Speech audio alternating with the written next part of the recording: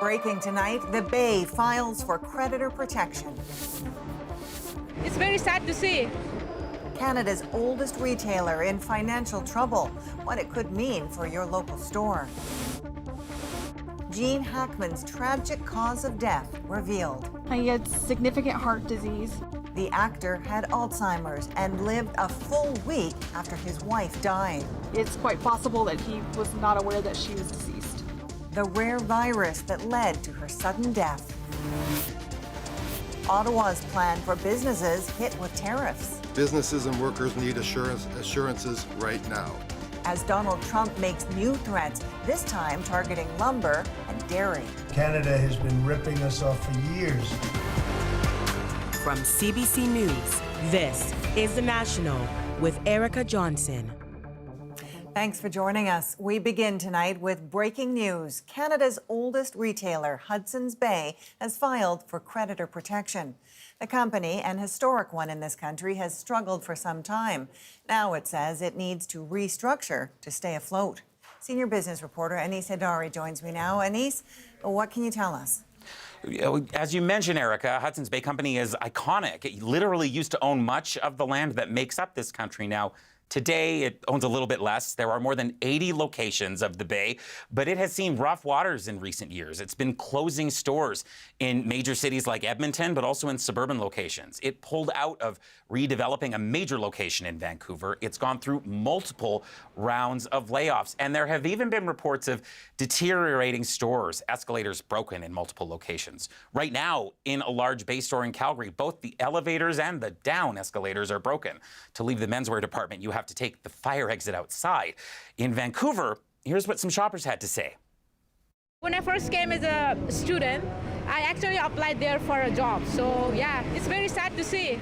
I'm hoping that they do something with it, but they keep the building because it's such a historical building. It's beautiful. The fact that they may go bankrupt is actually kind of a sad part of history disappearing, I think. And do you still shop at the Bay? Absolutely. I'm very sad to hear that, and for all the people who will lose their jobs. So, Anis, what do we know about the next steps for the Bay? Well, the stores aren't going anywhere yet. Here's what a retail expert had to say. There's an outside chance that coming out of this, there's a smaller scaled down version. I've heard from insiders that 20 to 30 locations actually are profitable. It still is a very important part of the retail landscape, even if it's diminished. So there could be a play there, but I think without new ownership, I don't see that really coming about. So Hudson's Bay's owners recently bought Neiman Marcus in the U.S., but then spun it off into a separate company along with Saks Fifth Avenue. So those two outlets aren't affected by this so far, but older department stores have had a rough go in the modern Canadian landscape. Sears Canada, notably, went through a similar process that the Bay is entering years ago. And while Sears said it initially hoped to emerge from creditor protection, it did not. Okay, thanks, Anis. Anis Hidari in Calgary tonight. Manitoba RCMP have now confirmed that the remains found last week in a landfill near Winnipeg belong to Morgan Harris. In an online post, Harris's daughter described hearing the news as a bittersweet moment. Harris is one of 4 women murdered by serial killer Jeremy Skibicki in 2022. Another victim, Mercedes Myron, is believed to have been taken to the same landfill. And tonight, police say a second set of remains were recovered, as yet unidentified. Turning now to the U.S., investigators have now revealed the cause of death for Oscar-winning actor Gene Hackman and his wife. As Katie Nicholson explains, the truth is a tragic chain of events that almost certainly began with a mouse. Ever since the grim discovery in Gene Hackman's Santa Fe home, the Hollywood legend's death shrouded in mystery. Until now. He had significant heart disease. And I think ultimately that is what resulted in his death. The bodies of Gene Hackman and his wife, Betsy Arakawa, were found on February 26th after a 911 call. Are they moving at all? No, dude, they're not moving. Just send somebody out here really quick. Both long dead. Arakawa, however, had been dead a full week before her husband died. Autopsy examination. Officials say the 95-year-old may not have known. I can tell you that he was in an advanced state of Alzheimer's, and it's quite possible that he was not aware that she was deceased. Arakawa, however, succumbed to a surprising infection. Hantavirus pulmonary syndrome. Hantavirus is excreted in the urine and feces of some rodents, particularly deer mice. Humans can accidentally inhale the virus, which can be fatal. The type of hantavirus that we see in North America can cause a very significant pulmonary disease. And in fact, the lungs can be damaged and fill up with fluids. Hantavirus is rare, but in Canada, it has periodically popped up. We have a roughly, around 10 cases per year in the country-ish, sometimes a bit more, sometimes a bit less. A lot of the cases would be in Western Canada or in more rural settings. In Santa Fe, answers at last for the Hackman family. It's open. Come in. A screen star who shone so bright. I don't care what the scoreboard says. At the end of the game, in my book, we're going to be winners. In his final years, dimmed by Alzheimer's and eventually a tragic end. Hackman and Arakawa were deeply involved in the arts community in Santa Fe, but as Hackman's health deteriorated, they really spent more time secluded in the family home. And Katie, hantavirus infections, they may be rare in this country, but what can we do to minimize the risk? Well, Dr. Isaac Bogosh says if you're going to clean out an attic, a garage, a cottage in the woods, any place where there might have been a rodent infestation, you should mask up with appropriate gear. So the federal government says that would be a high-efficiency particulate air or HEPA-filtered respirator. You should wear rubber gloves or plastic gloves, and don't sweep or vacuum rodent droppings. Spray them instead with disinfectant or a mixture of water and bleach, and just let that sit for a while, then mop it up. And always, always wash your hands after a job like that. Good information. Katie Nicholson in Toronto. Buffy Sainte-Marie's most prestigious Canadian Music Awards are being revoked just days after she returned her Order of Canada. As Deanna Sumanek-Johnson explains, it comes following questions about the musician's citizenship and Indigenous ancestry. And he knows he shouldn't kill. Once a longtime fixture on the Canadian Music Awards circuit, highly respected. But now Buffy Sainte-Marie is being stripped of her awards, including 7 Junos. This is a big deal. It's extremely unusual. The organization that gives out the Junos says it made the decision in light of recent information, including Ms. Sainte-Marie's confirmation that she is not Canadian. Who would think that an award winner and someone as iconic as Buffy Sainte-Marie, who spent a lifetime as an activist for Indigenous issues and that we all believe to be Canadian, would turn out to not be Canadian. Polaris Music Prize also said it will be rescinding all awards, including her 2015 Polaris Music Prize and 2020 Heritage Prize. Earlier this week, Buffy Sainte-Marie made a statement to the Canadian press while returning her Order of Canada. She said she's an American citizen and has made it completely clear she was not Canadian to Rideau Hall. Scrutiny of Sainte-Marie's background dates back to a CBC Fifth Estate investigation in 2023, which questioned the singer's Indigenous heritage. Music producer Mark Merlinen, who belongs to the Chippewas of Nawash First Nation in Ontario, has been among those calling for Sainte-Marie's Music Awards to be rescinded. I think we're all hoping that this tries to restore trust and representation of true Indigenous artists in the Canadian music industry, as well as, rightfully, the opportunity should be going truly to these Indigenous artists. Merlinen is among those asking for more thorough vetting of artists applying for Indigenous Music Award categories.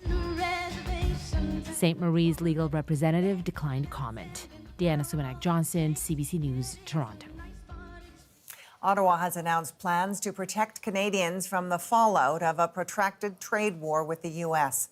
As Olivia Stefanovich shows us, despite the shifting policies out of Washington, the government is preparing for the worst. In the midst of uncertainty, the federal government is trying to offer Canadian businesses stability. We may not know what our American neighbors will do, nor what new tale they will tell. but we are ready.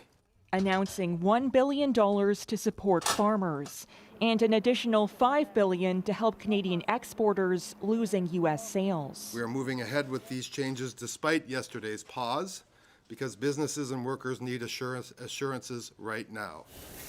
Ottawa is also relaxing some employment insurance rules, so workers can get partial EI payments while working reduced hours. What a pleasure to see leaders of industry. Justin Trudeau made one of his last appearances as Prime Minister, sitting down with business leaders reeling. We have to make sure we come through this not just intact, but stronger than ever before. That's what this Ottawa brewery is hoping for. Their cans are made from aluminum, which is due to be hit with U.S. tariffs next week. If you make even a small change to a large denominator, like the number of cans we would use in a year, has a major impact on our bottom line. What we need out of this chaos is a vision and a plan. Standing next to Labour leaders, the NDP is calling for the government to make EI even more accessible, so that it can be there for workers whenever they need it. while the Conservatives want retaliatory tariffs used to lower taxes. Counter tariffs must not be a cash cow for the government. Almost every penny of the tariffs collected should go to tax cuts, with a small sum set aside for targeted relief to workers hardest hit by the trade war. As bad as tariffs could be, the Labour Minister says it won't be a COVID-like situation. The federal government is not expected to hand out checks to the scale it did during the pandemic, but it will likely announce more support for workers. Olivia Stefanovich, CBC News, Ottawa. Donald Trump, meanwhile, continues to lurch from one position to the next. This week alone, imposing, then delaying some tariffs. And now, as Peter Armstrong shows us, threatening more of them. So we created 9,000 new jobs. Well, speaking Friday morning about the latest jobs numbers, Donald Trump veered suddenly to a rant about Canadian lumber and dairy. Canada has been ripping us off for years. Dairy and lumber have been trade irritants for decades and of particular concern for Trump. CBC News has confirmed Trump went on a profanity-laced rant about dairy in a recent phone call with Prime Minister Justin Trudeau. And now Trump says more tariffs are coming. And we may do it as early as today, or we'll wait till Monday or Tuesday.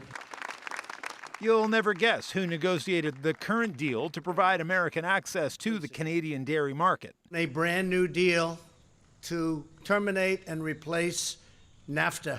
The biggest breakthrough in dairy exports came during Trump's first term, the last chip to fall as Canada and the U.S. finalized the renegotiation of NAFTA was dairy. The deal includes a substantial increase in our farmers' opportunities to export American wheat, poultry, eggs, and dairy. And yet, here we are. But even as he threatens in one breath, in the next he says nothing is set in stone. There'll always be changes and adjustments. And there's a lot at play that could be changed or adjusted. Tariffs were initially supposed to be implemented on day one of the Trump presidency. That was delayed until February 1st, then delayed again. This week, tariffs were imposed Monday, changed on Tuesday, and delayed again on Thursday. Next week, it's tariffs on steel and aluminum, and maybe dairy and lumber. April 2nd brings sweeping reciprocal tariffs, matching any trade barriers imposed anywhere on any U.S. goods. All this back and forth, prompting questions even from the normally supportive Fox News. Can you give us a sense of whether or not we are going to get clarity for the business community? Well, I think so. But, you know, the tariffs could go up as time goes by, and they may go up. And, you know, I don't know if it's predictability. I think so. That's not clarity. No. So the business community on both sides of the border, Erica, now coming to grips with the reality that this chaos and lack of clarity is just part of the landscape now. And Peter, this is all happening so fast, the full impact of it still isn't clear. Yeah, I mean, we saw the stock market recover a little bit today, but the worst week we've had of the year. A tepid jobs number came out from last month that doesn't even start to reflect the DOGE firings yet. These tariffs have really only started to go in and then got lifted, so no real bite yet. None of that's even going to show up in the economic data for weeks yet. Okay, thanks for this, Peter. Peter Armstrong in Washington. Canada's dairy industry is pushing back against the new tariffs threats tonight. As Sarah Levitt explains, the industry operates under a supply management system, and they want that protected. Marcus Schnegg says politics don't belong in the barn, but that's hard when the cows inside are the ones being targeted. It's stressful, I guess, because we don't really know where we're going and what's going to happen short term, midterm, long term even. That uncertainty ratcheted up considerably Friday thanks to U.S. President Donald Trump's threats for a 250% tariff on Canadian dairy. They'll be met with the exact same tariff unless they drop it. Canada's dairy industry operates under a supply management system. Farmers only produce as much milk as Canadians are expected to consume. Prices, production, and imports are all controlled. What we do get from international markets, mostly cheese and butter, is limited to 18%. Any imports above that do come with a heavy tariff, some products at 250%, the sticking point for Trump. This is a domestically focused system. So it's Canadian farmers producing for Canadian consumers. That is the whole goal of Canada's supply managed system. The U.S. dairy system is more volatile, resulting in overproduction it's looking to sell off elsewhere. They see Canada as an easy market for that, if it were to be opened up, of course. But some see Trump's back and forth on tariffs as bluster. Let's face it, the rhetoric coming out of the U.S. has got nothing to do with dairy. It's a distraction. What it has done is destabilize a once strong trading relationship. This is a weaponization of uncertainty.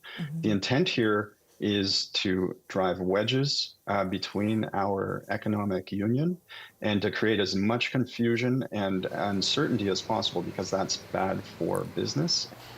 Dairy farmers here hope Canadians see their business is worth fighting for. Sarah Levitt, CBC News, Montreal. American health officials are reporting a second measles death, an unvaccinated adult, as cases climb above 220. The U.S. Centers for Disease Control says the outbreak is centered in Texas and New Mexico. An unvaccinated child died last week. Canada's public health agency says it's recorded nearly 230 measles cases this year, the majority in unvaccinated or undervaccinated children, mostly associated to travel-related outbreaks in New Brunswick, Quebec, Ontario, and Manitoba. The U.S. Centers for Disease Control is reportedly planning a large study into possible connections between vaccines and autism.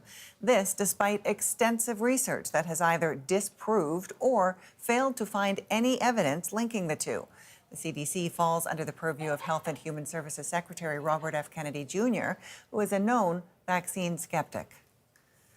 Canada's Liberal Party will name a new leader to replace Justin Trudeau this weekend. The winner of Sunday's vote will become the next Prime Minister. And as Rafi Boudjikanian shows us, the candidates are already gearing up to face a challenge south of the border.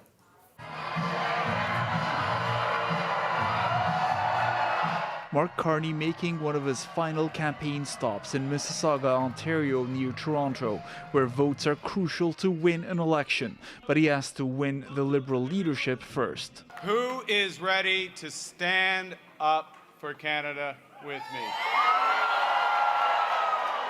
The race playing out against the backdrop of a trade war with Donald Trump, with his tariffs, the U.S. president as much of an opponent as Canada's official opposition. We can't change Donald Trump. And a person who worships Donald Trump like Pierre Poilievre will kneel before him before he stands up to it. The vast majority of Canadians consider that name-calling by the president to be juvenile. These are the dumbest tariffs in history. The party says it has verified more than 150,000 members. More than 130,000 of those have already cast their ballots, despite Liberal staff fielding multiple complaints about the online voting app. We're also, dealing with a lot of people who are having challenges. I think there is integrity in this race. I just don't want people who are going through the verification process to get frustrated and to not cast their ballot. While the party insists that staff will deal with outstanding issues from voters over the course of the weekend, the first real challenge for the winner will come very quickly. The new incoming prime minister has to deal with this. In fact, has a lot to do with with familiar faces. He or she has got to put together a cabinet, for one thing, and also hire staff in the Prime Minister's office. And with opposition parties vowing to quickly vote non-confidence in government should Parliament resume, the new leader may face a federal election barely after getting sworn in as Prime Minister. Rafi Ujikani on CBC News, Ottawa.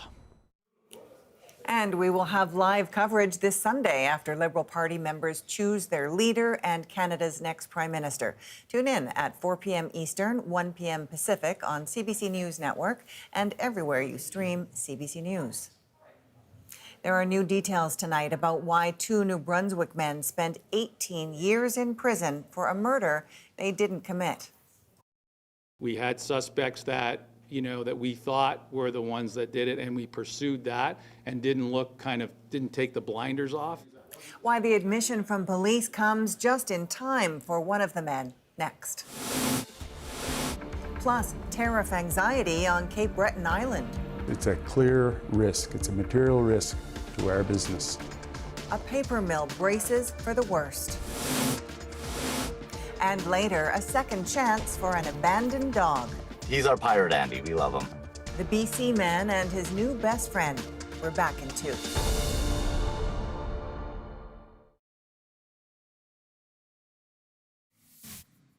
A South Carolina man has been executed tonight by firing squad. Brad Sigmund is the first American prisoner to be killed this way in 15 years after choosing this method himself. He admitted to murdering his ex-girlfriend's parents with a baseball bat. 3 volunteers carried out the execution tonight, shooting rifles through openings in a wall. Police in New Brunswick have released long-awaited details about why 2 men spent decades in prison for a murder they didn't commit. As Thomas Dagla explains, a review into the investigation reveals what police got wrong. I'm tired now. Walter Gillespie and Robert Mailman each spent 2 decades in prison for a murder they didn't commit. From police, there's been no public apology, but now this admission. We had suspects that we thought were the ones that did it, and we pursued that and didn't take the blinders off. In 1983, the unsolved killing of George Lehman in St. John made headlines daily. Within weeks, police zeroed in on their 2 suspects. Both men later sentenced to life for second-degree murder, a conviction that haunted Gillespie and Mailman until just last year, when a New Brunswick court finally cleared their names. Felt real good. A couple of tears come from my eyes, but try not to show it too much. There's no physical evidence in our case, just 2 witnesses who later on to prove that they were not reliable. Now, an external report commissioned by St. John Police finds tunnel vision had taken hold, pushing investigators to pursue the 2 men despite the absence of tangible evidence connecting them to the crime. The chief says those investigators face no consequence. There's nothing that would indicate that they would require any discipline or anything. I mean, there was no malicious intent. Gillespie died last year, not long after his exoneration. Mailman has terminal cancer, too ill to speak now, but he stays in touch with Ron Dalton from Innocence Canada, who helped the pair in their fight till this moment. It wasn't a fulsome apology. It was some acknowledgement at least, and I'm hoping that'll be enough to give Mr. Mailman some peace of mind. And he doesn't have a lot of time left. Police say they won't reopen the 40-year-old investigation, so questions still hang over the murder. But there's no cloud of suspicion for a man who considers these his final days. Thomas Dagg, CBC News, Toronto. A community on Cape Breton Island is bracing for the potentially devastating impact of Donald Trump's tariffs. We can't wipe out the impact, but any little thing we can do is critical right now. Why the fallout could be far-reaching.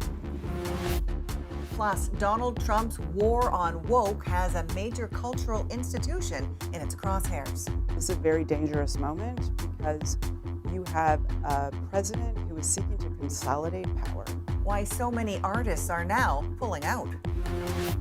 And a fragile treaty shows signs of strain in Antarctica. There's also a question about whether demilitarization will hold. Susan Ormiston explains the balancing act between science and diplomacy. The National breaks down the stories shaping our world next.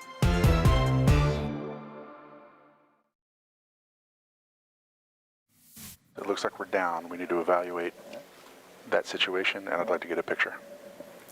That picture not good, and the mission is over after the private lunar lander Athena touched down sideways near the moon's south pole yesterday. On board, tens of millions of dollars worth of equipment. The goal was to gather data ahead of the eventual return of astronauts. Returning to tariffs and the new uncertainty they bring, Kayla Hounsell on the devastating impact it could spell for one Nova Scotia employer and the wider community it calls home. It may look like business as usual at this paper mill. So we debarked the logs. But behind the scenes, it's pretty chaotic. Port Hawkesbury Paper exports 93% of its product to the United States, where it's largely used to print catalogs and magazines. So a 25% tariff poses a significant threat. It's a material risk to our business. The company is located on the southern end of Cape Breton Island, and people here say if the mill is in trouble, the whole area is in trouble. We understand that some challenge in some part of our industrial sector is going to have tentacles that reaches out pretty dramatically. The mill directly employs 325 people and contracts 900 more. Anytime there's a disruption to them, there's ultimately a disruption to us. This forestry contractor sells 40% of the wood it harvests to Port Hawkesbury Paper. They also support and fund a lot of silviculture work and growing of trees. So to our business, it'd be a major impact. Since the trade war began, many industries and businesses have been trying to diversify markets. But Port Hawkesbury Paper says it really can't. The U.S. is the only market for the majority of its products if it wants to run a viable business. The markets in Europe, for instance, it's a large market. It's also suffering from pretty significant overcapacity. Canada is also a really good market, but it's small. Instead, the company is trying to cut costs wherever it can so it can withstand the tariffs as long as possible. We can't wipe out the impact, but any little thing we can do is critical right now. He says he has no plans to cut jobs at the moment, but says if the tariffs kick in again and last long term, his company will face an existential crisis. Kayla Hounsell, CBC News, Point Tupper, Nova Scotia. Now it's time to dig deeper into the stories shaping our world. Tonight, from the South Pole to Washington, how politics is shaking things up, from global security to the arts. We're in the Antarctic, where science isn't the only human activity. Geopolitics is putting new strains on a long-standing global agreement. Probably entering the worst period it's ever experienced. But first, Donald Trump puts his stamp on a symbol of America's culture and diversity. We don't need woke at the Kennedy Center. What happens to art when politics takes center stage? Katie Simpson breaks down what's going on and the impacts across the artistic community.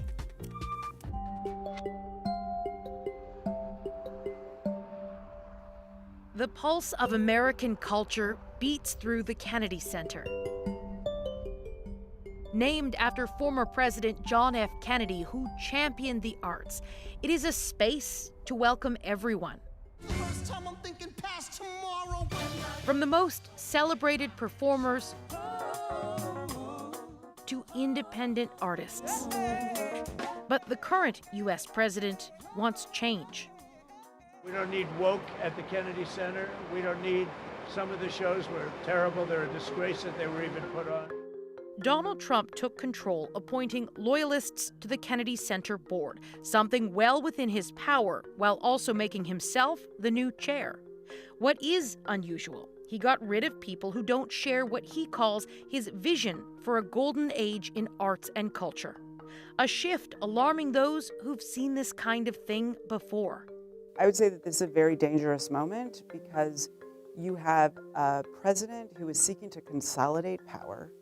Human rights lawyer Hatter Harris says trying to control culture is a typical authoritarian move, and the world needs to pay attention. You have an executive that is running really fast over wherever they can sort of grab this power in a way that will comply and comport to kind of their ideological agenda. Sir, I'm Alexander Hamilton. The backlash has been swift.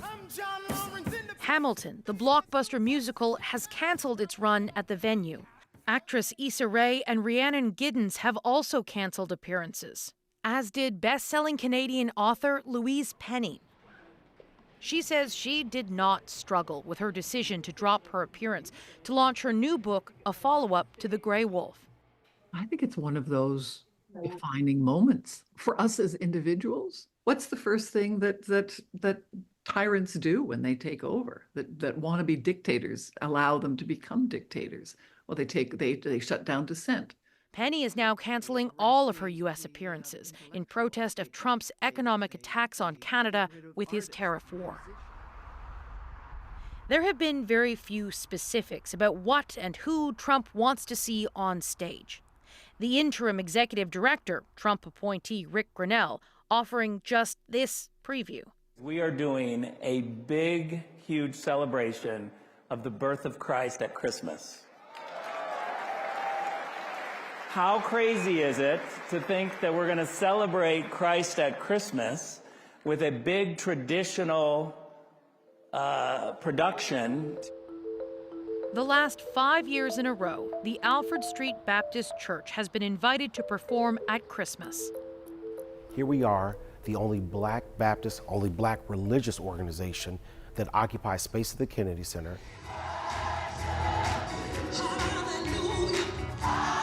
A thriving congregation. Families have worshipped here for more than 220 years. A plot of land originally purchased by freed and enslaved African Americans. Pastor Howard John Wesley says he worried the church would be cut from this year's schedule. Not for anything other than we are a pro-diversity, pro-inclusionary church that was open in saying that we don't believe this is the direction that God wants to take our nation in. Preparing for the Kennedy Center takes 9 months of rehearsal and costs $250,000. And since Trump has taken an anti-diversity stand, church leadership decided to pull out rather than risk being canceled. We wouldn't really be in the history of the lineage of the Black church and the civil rights movement and all the great men and women who fought for our civil rights to just go along with something we believe is taking us tremendously backwards as a nation. Once viewed as a neutral space where politics were largely left at the door, some regular visitors say they're uncomfortable with the changes. It is not right. It doesn't feel right, it doesn't look right, and at the very end, it's not right. It's an offensive attempt of controlling everything. I dislike it profusely. The Kennedy Center, like so many other spots in Washington, now bogged down in the partisan battles consuming the U.S. Capitol. In its first public statement since Donald Trump took over the chairmanship, as Katie Simpson told us, the Kennedy Center says its recent cancellations were due to either lack of sales or artist availability. Coming up, global tensions playing out on the world's most remote continent. Antarctic Treaty is under considerable stress and strain. Susan Ormiston brings us that story from a Canadian research vessel in Antarctica. Next.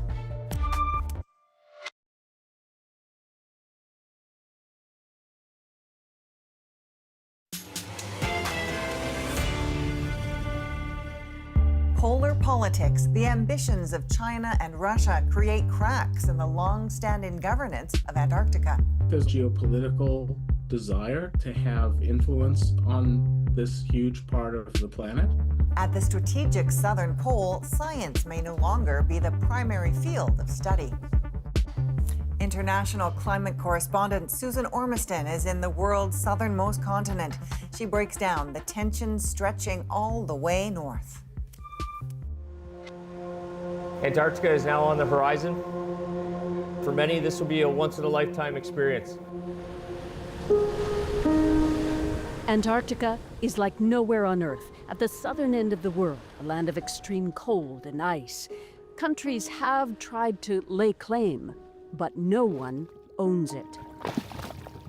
Antarctic claims were frozen in time 65 years ago during the height of the Cold War. The Antarctic Treaty, signed by 12 countries initially, became the governing rules of the territory and is to this day. The Antarctic Treaty, first and foremost, is an arms control treaty.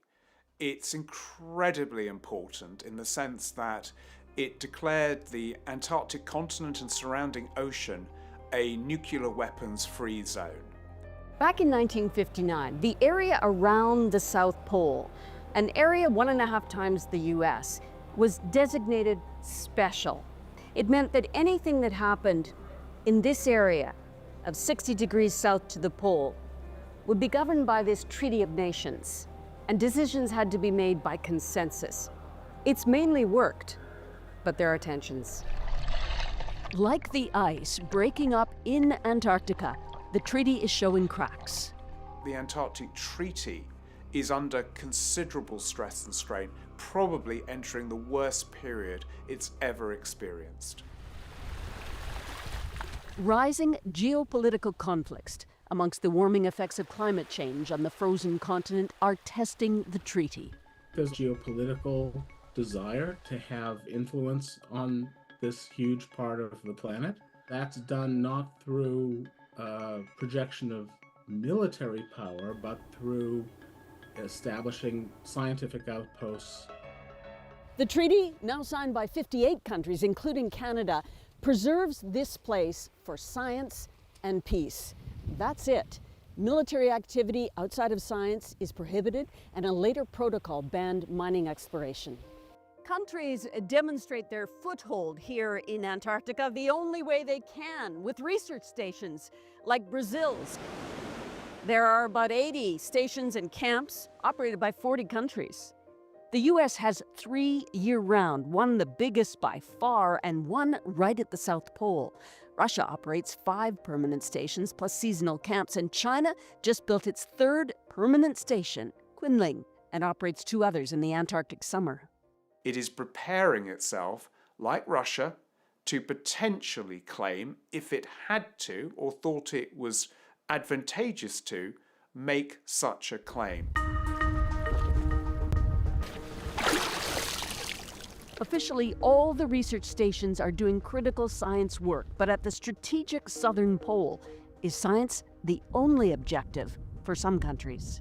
There are concerns about whether technologies are being used that are brought for science or also used for some other, say, military purposes. There's also a question about whether demilitarization will hold for the future. There are questions about whether the mining ban, will hold. Last year, a Russian research ship reported vast reserves of oil, over 500 billion barrels, after surveying parts of the Antarctic Sea, raising questions about Russia's future loyalty to the mining ban. Canada signed on to the Antarctic Treaty in 1988, but it doesn't operate its own research station. Canada has been pretty clear that we don't intend to establish our own Antarctic research station. By collaborating with other national Antarctic programs and using their facilities, it gives us a lot of flexibility in the science that we do. Fits within the already broad and deep bilateral collaboration that we have with Chile. Canada's on a mission of science diplomacy, a cornerstone of the treaty, in Punta Arena at a Chilean-Canadian symposium. The 2 countries signed an agreement to collaborate more on polar science. Steer 332. Starboard 5. Then the HMCS Margaret Brooke embarked on a first all-Canadian scientific expedition with the Navy to Antarctica. At its first stop, a delegation from the Navy and the science team went ashore in Admiralty Bay.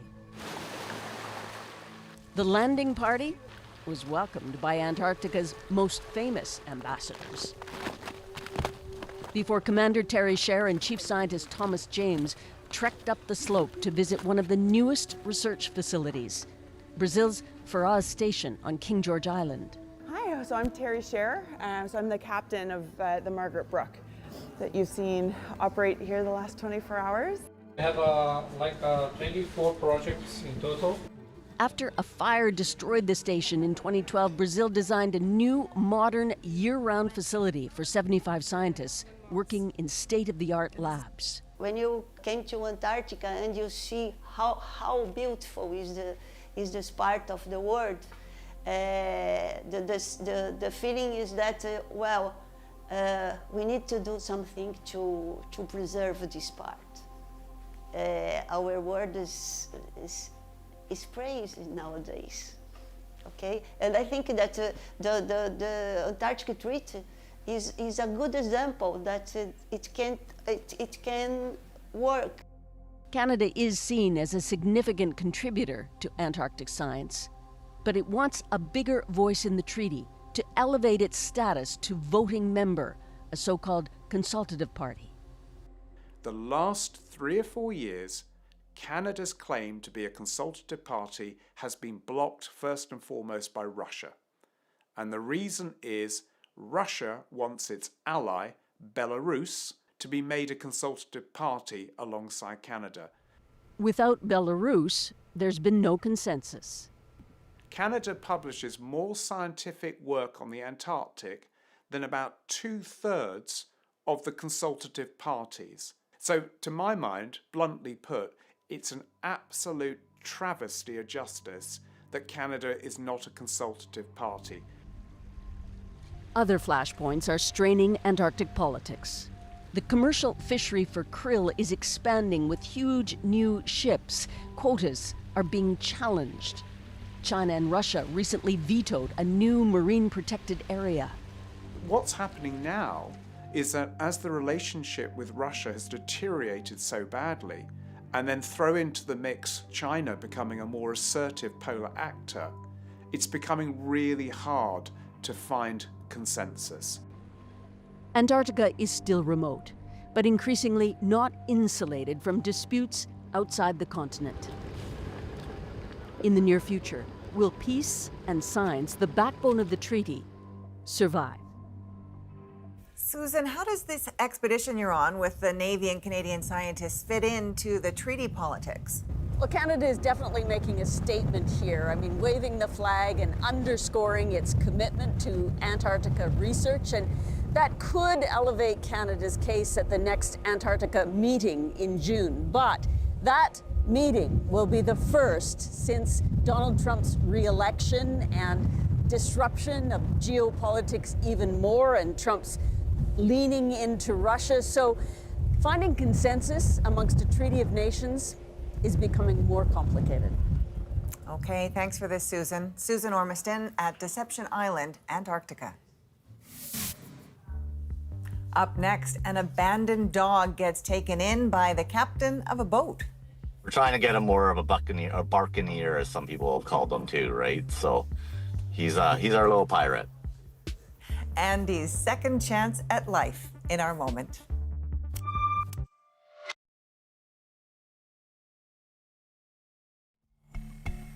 You're looking at Andy, a mixed breed dog found after being abandoned. It's a bit hard to see, but you might notice he's missing one eye, and that's what led to his new nickname, Pirate.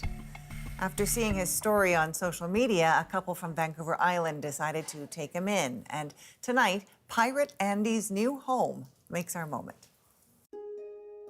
Andy was a dog that was left tied to a stop sign at the BC SPCA, and he was abandoned there with a bag that said "Help me please," that had a long 5-page note in it, some money, a couple coats and jackets for him. He had a enlarged eye and he has a lump on his hind leg on the side of it. Somebody found him and posted it on Facebook, so I was just scrolling on Facebook and came across the post and messaged them instantly.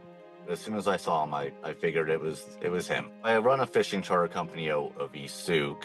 Having him as on the boat, we've only had him on it a couple times. He's a little skittish. He's still got to get his sea legs, but As long as you pay attention to him, the tail's wagging. As soon as you don't pay attention, the tail's a little bit tucked away and he's kind of nervous. We're trying to get him more of a barkaneer, as some people have called him too, right? So he's our little pirate. I want him to be more a part of the water with me and fishing with me more constantly. He's our pirate Andy. We love him. Now that is a lucky dog teaming up with the captain of a boat who says he wants to get him out on the boat more so they can go fishing and he can be fed fresh salmon pulled from the ocean. I mean, talk about a reversal of fortune for Pirate Andy. Very lovely to see. From all of us at The National, thank you for being with us tonight. You can watch anywhere, anytime on the free CBC News app and subscribe to The National's YouTube channel. I'm Erica Johnson in Vancouver.